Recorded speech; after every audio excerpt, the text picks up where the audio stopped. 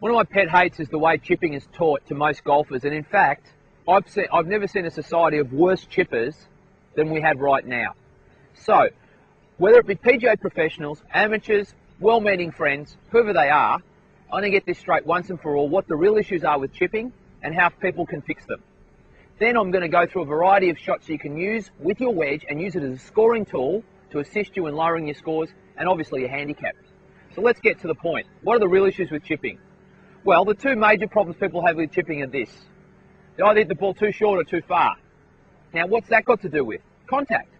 So, most people either hit the bottom of the golf club on the top of the golf ball, and the ball is sculled or topped, rolls too far, they tend to chip from one side of the green to the other, backward and forward, and get very frustrated. They can waste as many shots around the green as they can to get to the green in the first place. The other problem is hitting the ball fat, meaning hitting too much grass or laying the side over the ball, behind the ball, and the ball obviously rolls just a couple of metres in front of them. That's the other issue. So what do most people do to subscribe to fixing this problem? Well, if someone's hitting behind the ball, hitting the top of the ball, most people then just get them to move the ball further back in their stance, get them to move their weight further forward in their stance, and obviously now they come down, up and down way too much on the golf ball. So they're actually trying to ensure contact is correct.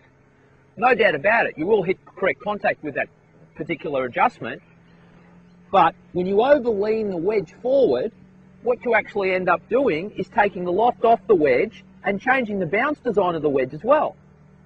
And not only that, you make a very undynamic jamming swing and the ball reacts in all kinds of ways. So what I actually get to the point is why people have problems with chipping. It's faulty hands. They don't actually understand the correct hand motion in the chipping stroke. So, if you scull your chip shot, there is no doubt you have flipped it with your bottom hand. What this does is lowers the low point or bottoming of the golf club spot behind the golf ball rather than being in front of the golf ball. So this faulty hand issue should not be solved by moving the ball back in your stance. That's throwing good money after bad. The other problem people have is when they hit behind the ball is the fact that they're actually not understanding how the pivot or the body turn works correctly in transporting the club. So you hit behind the ball, what do? You move the ball further back. That's insane. It's just fixing a fault with a fault. Let's have a neutral stance with neutral weight. Weight in the center of my feet here. Let's keep that there. And let's actually learn how to do the correct technique and build from a proper foundation, not quick fixes and coffee table book solutions to this problem. So, let's go through it.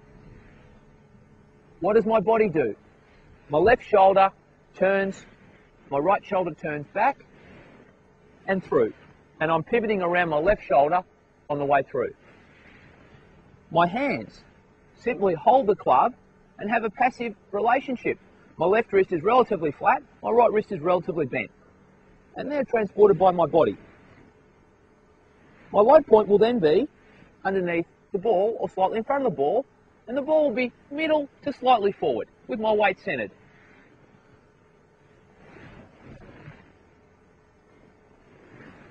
That's just a standard sand wedge chipping technique. None of this goofy ball back and all these kind of compensations made. Now, here are 3 particular shots you can use to use as scoring assets to assist your golf game. When you understand the bounce on the sand wedge or pitching wedge, you can actually understand how it'll work to your advantage. So we've got 3 particular ways you can use that. You can have a front edge sole, a mid sole, and a back sole bounce. Here's the front edge sole. The front edge sole is good for downward contact out of rough, to get maximum compression on your ball. The ball characteristic will be a low running shot. You'll notice this club shaft has got a slightly forward lean. My weight's still centered.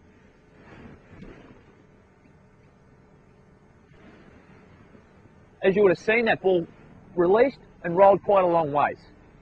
Guaranteed good impact. Mid-sole. My hands are mid-body, maybe slightly forward of that. My golf shaft is relatively neutral. It's not leaning too far forward at all. It's pretty much vertical.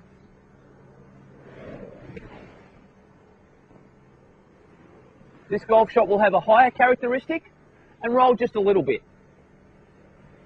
I'll probably just have a scraping divot at the bottom with that. I won't certainly be digging down and making a deep divot as I did in the previous.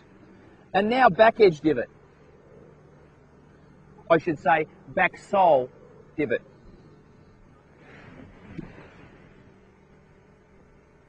My golf shaft had a backward lean. My golf ball went very high, checked up pretty easily, and my divot was just a scrape again on the back edge of my sand wedge, and my hands were actually backward and I actually had a bent left wrist and a relatively flat right wrist. Pretty tricky shot for you guys to use out there until you've mastered those first two. So you've got to be careful about that. I wouldn't go straight to that one immediately. So, let's summarise. Flat left wrist, bent right wrist, turning body motion, front edge, midsole, back sole, all those particular shots with that technique mastered first, and I guarantee you will not only be able to chip effectively, but score as well. Golf Zone TV is proudly brought to you by the Golf Zone online golf shop.